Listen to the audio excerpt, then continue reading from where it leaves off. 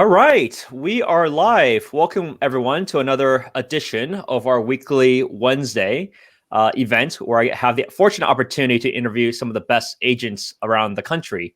However, before we begin, I have a quick message for my audience. If you're tired of renting in the Bay Area, are a homeowner looking to do a trade up for potentially a bigger home, or are a real estate investor, I would love to connect. Click on the Calendly link and let's set up a time to talk. It's never too early to talk about options and work on a game plan. However, let's go ahead and get started. Today, I'm delighted to have Jamie Flanagan out of Omaha or Lincoln, Nebraska. Jamie, I look forward to hear your story. Can you share a little bit about yourself? What did you do actually before you got into real estate, and how long have you been in real estate for now? Gosh, so it was 2008. I got into the business, started taking my classes. And before that, I was an esthetician. I did skincare. I had a certificate in business entrepreneurship. So I owned a salon for a little while.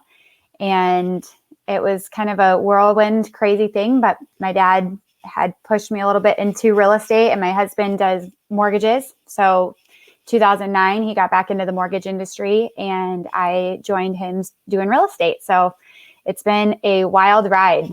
It's weird to be able to say I've been in this business that long.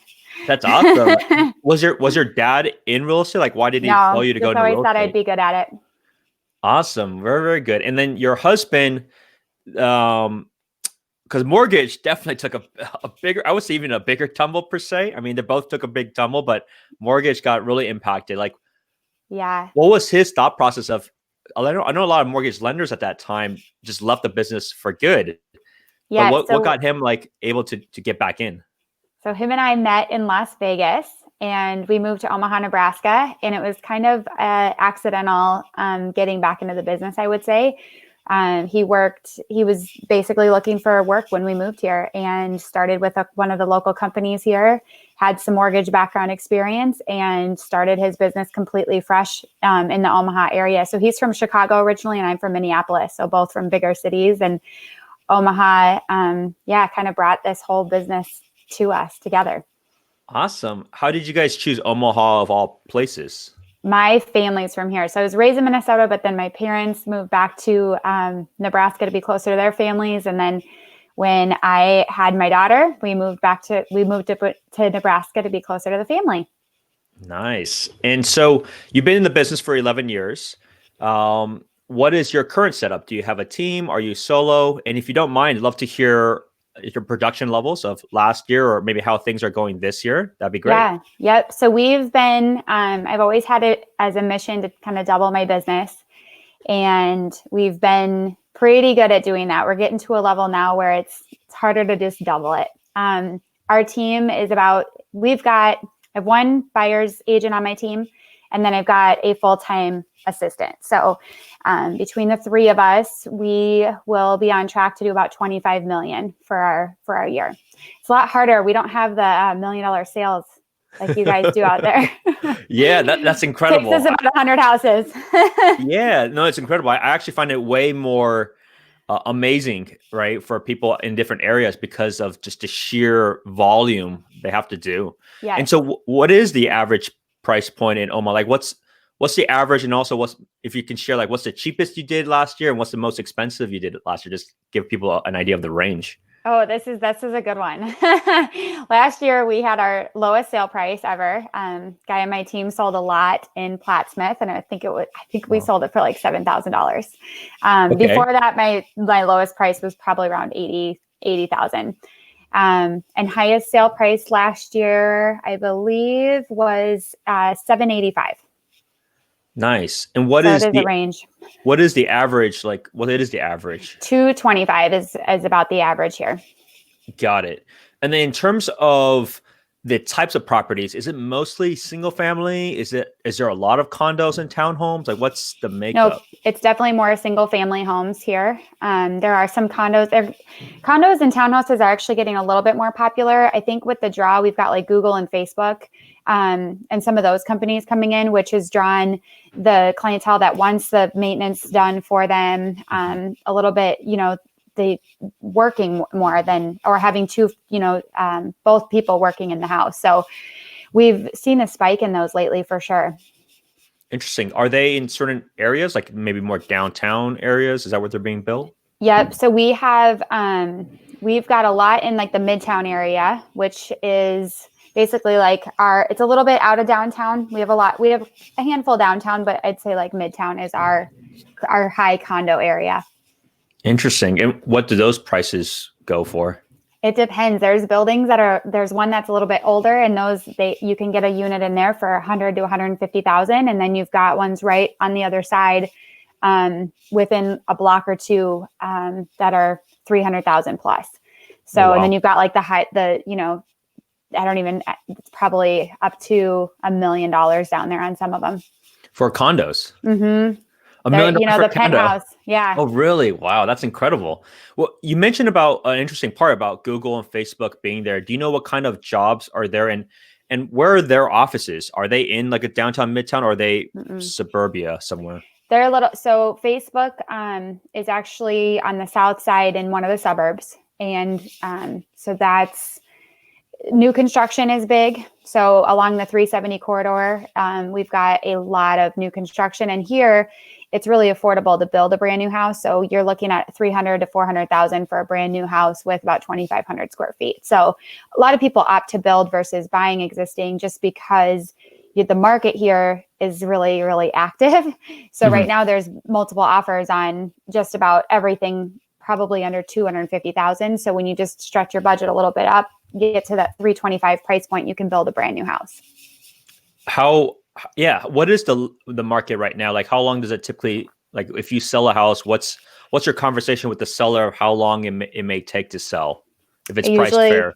If it's priced right, I usually tell them if we put it on the market Wednesday, we have showings all weekend, I should be reviewing offers with you Sunday night. Wow. So everything's 1 week if it's priced fair and it's good condition. Yeah. And it depends on the price point. Once you get up to the higher price points, and here higher price points, 400 and up, it really depends on the house and the area, because you still have bidding wars if the location and the price is right. We were in a multiple offer situation on a $1.3 million house just a couple months ago, which is really high for our area. Right. Wow. Okay. Interesting. Are there people is it difficult for you, because generally new construction, they have their own agents per se, people may go direct to them. Do you find a lot of opportunities for you to be able to represent them, or do you feel that is some sort of competition with what you do?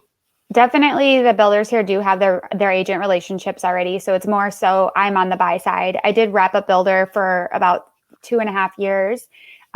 So a lot of my clientele was built through that too. And so with that, I've learned you develop builder relationships. So now it's kind of nice because I can sell any builder's house. And I do like being on the buy side with the building. It's fun for me. I really enjoy like helping the client pick out the finishes and talking to them about what to do during the build process versus what to wait until you live in the house and all of those different things. Are there any interesting design trends that are happening that you see from a new construction, like maybe like an in-law unit on the downstairs, or is there any sort of these kind of changes that you've seen over the last 10 years from how construction is being built? Yeah, I think one of the hardest things is we're trying to hit a price point. So I noticed, you've got, some of my clients will comment like, I can't believe they put vinyl composite floors, which is a big thing here. I don't know if it's a big thing for you guys, but it's in almost every new construction home is that vinyl composite versus the real wood floors. So those are, just the stuff that can save money to keep the cost down, but then still make the house pop. And, it's managing those expectations for sure. Interesting. What would you say is the percent of people that are local buying versus investors these days? And have you seen an uptick from the investor community, like from the coasts? Yeah, we buy leads through like Zillow and stuff, like a lot of agents do, and we're working away from that right now. But a lot of those clients are from out of the state. I do find that lots of people have kids that come to college here, so you've got a handful of people from the East and West Coast that end up, they look at the dorms and they look at the rental market, and our rental market is really high. So you can definitely buy a home and then that person can get one roommate and make a little bit of money versus having to pay, rent. So that's been a really hot thing. I mean, we're working with probably 4 or 5 people in that situation right now, just finding a house before the fall school year comes up. How are people feeling about that right now? Because I know at least locally in the Bay Area, schools, it's still kind of an unknown whether they'll actually go back to school. Like, is it for certain that people are going back to campus in fall, or how do people feel about that right now? Yeah, they're starting school here 2 weeks early with the plan of if there's a possible second wave, then they can call school out for 2 weeks and still be on track, is my understanding of it. Interesting. Okay. So they're actually kind of expecting or planning that there may be another shutdown. So they might as well just get things going earlier. Yeah. A shorter summer. Yeah. It's kind of weird because we start school here early as it is. And now it'll be like August 2nd, I believe, is what they're planning on for the colleges. And it's normally around August 8th or 15th. Got it. Okay. So another question I have is related to maybe the most famous person in Omaha, Mr. Buffett. Yeah. Like what is that like? I mean, on one end, he's clearly a global icon, but do you ever see him around within? No, I've never seen him. Yeah. What is it like? How is that? Especially, I know this year they didn't have it, but every year they would have their shareholder conference. Yes. So what is that like too, where it's a much smaller town, but I'm sure during that week it goes pretty crazy. It is crazy. So a lot of people will Airbnb their homes here. So the Airbnb market here is surprisingly does pretty well. A lot of people are like, why do people even go to Omaha? But we have Berkshire Hathaway days, and then we've got the College World Series. And then we have a lot of travel nurses and stuff that come here. So, but yes, during Berkshire Hathaway, we've got a couple rental properties that will Airbnb, and I've got several other agent friends that Airbnb their homes, and it's fun. People schedule, out of ways, and it's definitely a different vibe for our entire city than we're used to, because we're like a little big town. We do have a pretty large city, but it's still feels small, and you can still go, like when we go out to dinner, we're almost always run into somebody we know. So yeah, it brings in, I don't know the exact amount of people, but it's like, I feel like it doubles the city. Can you share those Airbnb figures? Like, because it's such a, I mean, the town clearly won't have the infrastructure to do this every week. So there must be this huge demand. Like, how much are you actually making, or how much are you charging for Airbnb relative to any other day? Like, what kind of premium are we seeing? Well, I would say, like, we used to have a property that was right down in the heart of, like minutes from where they host it. And so that property, would get like $75 a night on a regular, and we were getting about 200. So it's not like crazy, but probably double for during that time. And when you have amenities, because of the clientele it's bringing in, like we had, one of our properties has a pool, and that's not a overly common thing in Omaha, but that would always be a pretty, and people, it's weird. They don't end up using the pool, but I think just having the like come back to and chill and hang out was kind of the draw to it. How interesting. Okay. Got it. Cool. And, related to for investors, because most of the people in my network, they're in the Bay Area or they're on the coast. And so they may buy a property or 2 properties, but maybe talk about it from an investor perspective. Like, can you share what are people typically buying for your investor clients? Like, what kind of properties, maybe where as well? I mean, relative to Omaha. Yep. And then also what kind of rental figures they expect from that purchase versus a purchase amount? Yeah, depending on like how involved or uninvolved they want to be is obviously going to be a huge dependent factor. But I find out a lot of people are buying single family homes here because you could find a house like in the Benston area. That's a really popular rental market right now, like 60th and Maple. And those rent for, $1,200 to $1,350 probably. And you can get in there for around 125 and up. So they do up to 200,000 there, but you can definitely, from a cash perspective, that's a great opportunity. And then our multifamily here is just phenomenal. You can get like per unit, you can get anywhere from about 50,000 up to 85,000 per unit.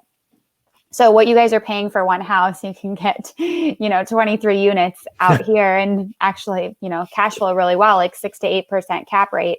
And then there's almost always room for rental increases. And I'm big into investing. So this is a huge thing for me. I sit down and my husband makes the spreadsheets and I go in and I analyze them and I look at the market rate and rentals and how we can increase the rent. So for our out-of-state buyers, for example, we help with all of that. Here's what the rent is now, $650. We know that it could go up to $825. We'll help you, do the whole process of turning it over. And it really ends up being a really good thing for, the out-of-state buyers. And we've got a lot of local investors here too, but what I have found with the multifamily is they do not sell as quickly to the in-state buyers. Right. Yeah. More conservative, I think. They're just basically changing hands from other out-of-state investors, right? A lot of times. Do you guys have a property management arm as well? We do not. So I manage our properties, and then for the clients that we work with, I do the initial getting it rented out. So if they purchase a property with us, I will advertise it, and we use a software system that pushes it out to all the different websites. And then I manage getting the initial tenant in there, but we don't actually manage the property for them. But we have all the vendors that they can get in contact with. We've got a software that they can set up rent payments through. So we basically handhold them without property managing. Nice. Okay. Very nice. And how is the market currently? It sounds like from the initial part, like it seems like things are pretty intense still. Like, is it here in the Bay Area, which is interesting, and I saw the stat across the board, like the demand for housing is higher than pre-coronavirus level highs, which is really fascinating. So like, are you experiencing that yourself? And any ideas or guesses as to why it's happening the way that it is happening? We've noticed inventory is low. So I think less people put their house on the market, but then with interest rates being so low, we've got more buyers that are ready to make the jump into home ownership. So for example, we went and looked at a property, or we put an offer in on a property Saturday, and they ended up with 25 offers. And our offer was $15,000 on a $155,000 house. Our offer was $15,000 over, and we were outbid. So, you go 10% over, that's a pretty solid offer, and they still got something better. Wow. And do you expect that does it seem like this is going to keep happening, or what are your thoughts? Well, it's been, for the last couple of years, we've had a couple down months, but overall, our market has been really strong for the last few years, and we've seen multiple offers almost every spring. So it's interesting. I keep, you watch and you're cautious because you want to make sure that have your client's best interest in mind, and yet appreciation is going crazy. Houses that I sold a couple years ago, they have plenty of equity to sell, even a year ago, to sell and be able to upgrade their home. What were the percentage gains? Do you have that number by chance in terms of like what it was versus last year versus the previous year? Like what kind of, if you're losing on 3 to 5% every year.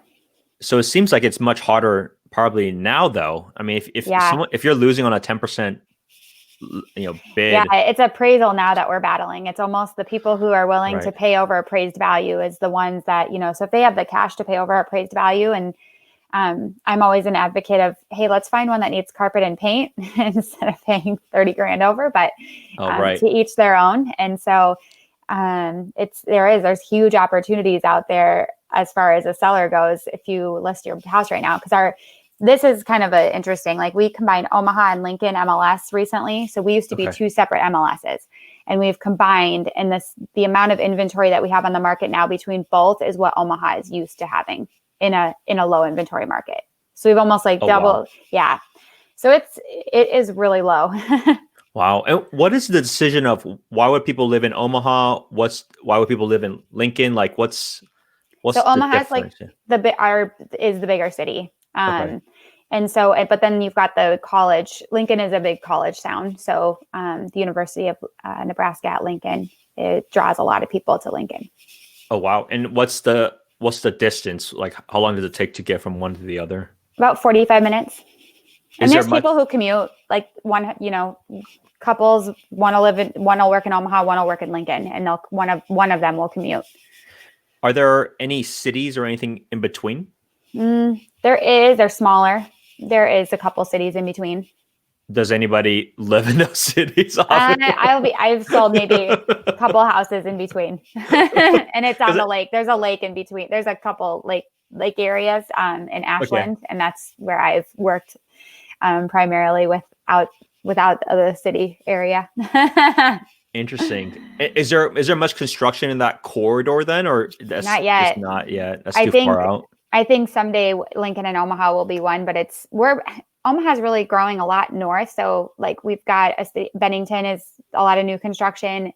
Sarpy County is like the south side, and they have to do some things to their sewer infrastructure in order to keep growing. So I could see the change where between Lincoln and Omaha does become a quicker growth than we expected, maybe. But it's crazy out here. It's like my dad will joke, like when I was little, Dodge Street didn't go past whatever it was, 144th. And now it's like it goes way, way out and it's flourishing. And I lived in Elkhorn, which is pretty far west. And it was almost like, unknown territory to people back when my dad was younger.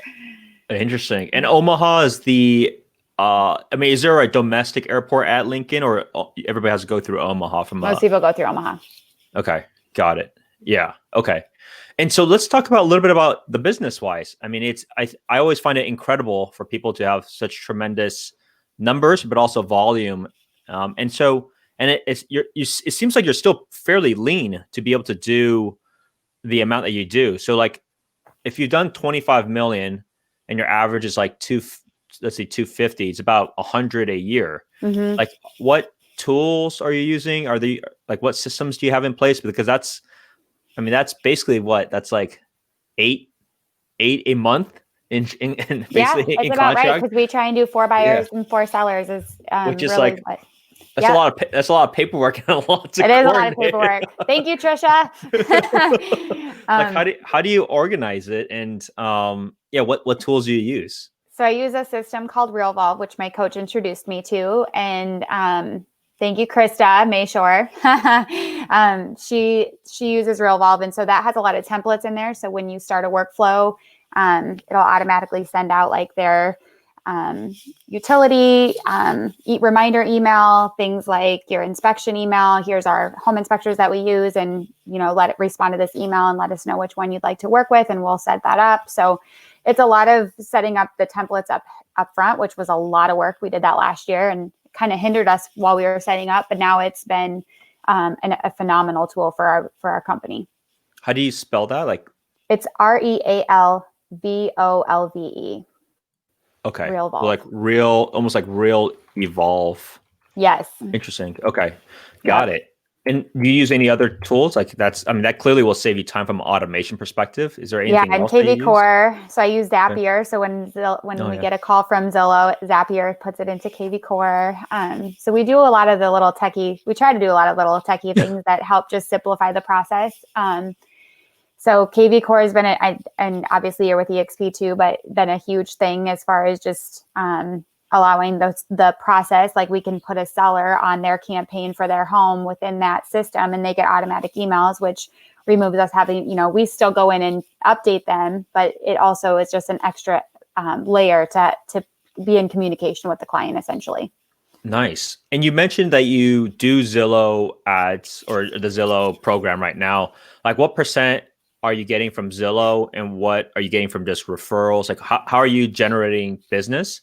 But you also made the comment that you're looking to go away from it. So I'm curious to hear why that is too. Yeah, I think Zillow, we've just, with KV Core and the referrals, it's like if we just stick with more of that side of the business, we don't necessarily need to do the Zillow. I like Zillow being a premier agent from a marketing standpoint for my clients. So we'll always have a little bit of our foot into Zillow for sure. But from the purchasing leads, and I'm so thankful because a lot of my clients have come from Zillow. So I could, I'm happy to have had that opportunity too. And now the people that I've met through Zillow are referring us clients. So really we're just replacing, we're implementing the things that we can take care of our clients better versus spending that money on Zillow. Nice. And how are you keeping in touch with your clients? Like what are the ways that you're doing it? Are you calling them, like text, email? Do you have are events even allowed right now? We usually do a client appreciation party every year. I don't really know the exact rules on that right now, as they are changing weekly, I feel like. But we do a client appreciation party. I don't know, I'm probably a little bit too up close and personal with my clients. Okay. But we do happy hours, and I'm always up in their business. So like, Nice. what? Like, so you used to do, I mean, I don't think you do it right now, right? I mean, because everything is probably locked down, but you used to do like, do you do happy hours with all of your clients? I mean, if you're getting 100 clients a year, It definitely. We are implementing now. We're going to try and do a monthly happy hour with everyone from that we closed with the previous month. As well as we have a lot of out of town buyers. So we are going to try and incorporate almost like a get to know each other event, so that, and we really are like, we're super family. I've got 2 kids. And so we've got, some property that we every year we get a band or a DJ, I should say. He comes out, and we've got the pool. And so it's really neat because we invite all of our clients. We do it from about noon to 8. And it's almost like everyone with the young kids comes right away. They say hi. And then the people with a little bit older kids come and they use the pool, and then at the end of the night, it's kind of the party animals left over. And we just, we maximize that day and have a good time. Wow, that is awesome. Very cool. Very cool. Let me see if there's anything else that I'd love to ask. Yeah, I mean, my last question would be, how do you see the business evolving? Because when the shelter first took place, it was scary for everybody because we literally couldn't leave our house, and I'm sure Right. a lot of transactions actually had stopped altogether initially, and then things opened up, and things are now really crazy and intense. But were there any things that you did over the last few months that are now going to be that you didn't do before that will now be part of your regular routine? Is there anything like that learned? Yep. So we did Matterport and 360 tours is something that we've always kind of had as a luxury. You have a luxury home, or that this home is going to be more marketable to out of town buyers. So you want to have the Matterport tour, which now is just on every home. We're doing a Matterport tour as part of it. And then the 360 tours has been really neat too. I'm still learning that, but it's kind of funny. I don't know if you guys have ever played with Oculus, the headsets. The 3D headsets. And so I started looking into that a little more, and I just think it would be really neat I think that's where real estate will go eventually, is you go into somebody's office, and I know there's some teams out there that are already doing it, but you can only look at the house if they've gotten the tour done. So I can see it eventually going to almost where it's like professional photography, and pretty much every house has it done. And then you just sit in the office and look at all the houses, and then go in person to the ones that you really want to see. Interesting. Do any of your investors buy sight unseen, or do they all still end up flying? Well, no, I do a lot of I've sold quite a few houses without them ever being in the property. I think it's good to have I don't put it past me to hop up in the attic and check on things. Like, I'll look at the obvious stuff and kind of walk the foundation and make notes. Like, if, there's broken seals on windows, or here's how much it's going to cost. And I do a pretty detailed analysis. So hopefully the investor has a really good, solid idea of, okay, if we buy this house in Omaha, I know that for $5,000, I can get it done. And I've got contractor contacts, so I can go meet them at the house and let them in. So really, there's a lot of sight unseen. Interesting. Very cool. I don't think all agents do that. We do it a lot. And we do have a military base here too. So that's another sight unseen situation a lot, is when they're being stationed here in Omaha or in Bellevue. Oh, interesting. Okay. So what percent is from military that you work with, or is it not? I don't work a lot with, I've got a couple of people that have been on my team that have done a lot of military. I'm really far from the base where I live, so I don't do as much of the military relocation. My husband's a veteran though, so he does a ton of loans for military. So it's just not where my market is. I don't see it as much, but we definitely have a huge, like on the south side of town, we've got a lot of military. Awesome. Well, very good. Well, thank you so much for all the insights about the area. It's been very helpful.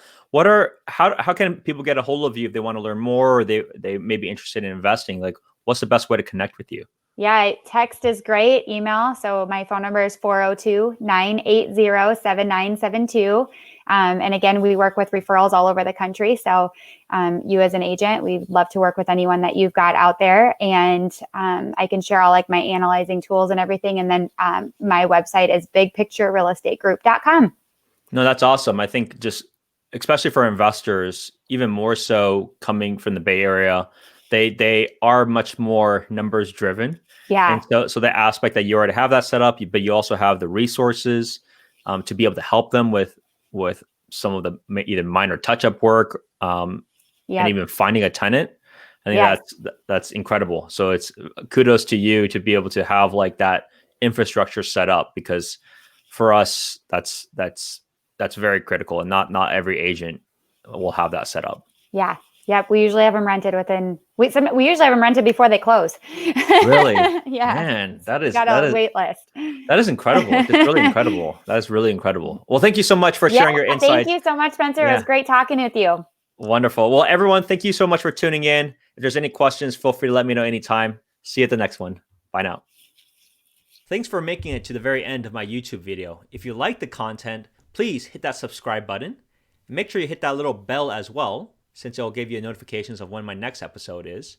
If you know of anyone that is considering to buy or sell a home here in the Bay Area, I'm never too busy to help more people. Always welcome to have a conversation, regardless if you're ready to go right now or if you wanted to buy 5 years later. Click on that calendar link, and then you'll be able to book an appointment with me and love to have a conversation about your situation. In the meantime, I also do have a monthly newsletter, so feel free to hit that link below, and then you'll be able to get my updates, personal updates that I write once a month in terms of what is going on with the market and some of my latest activities. Hope to see you at the next one. Thank you.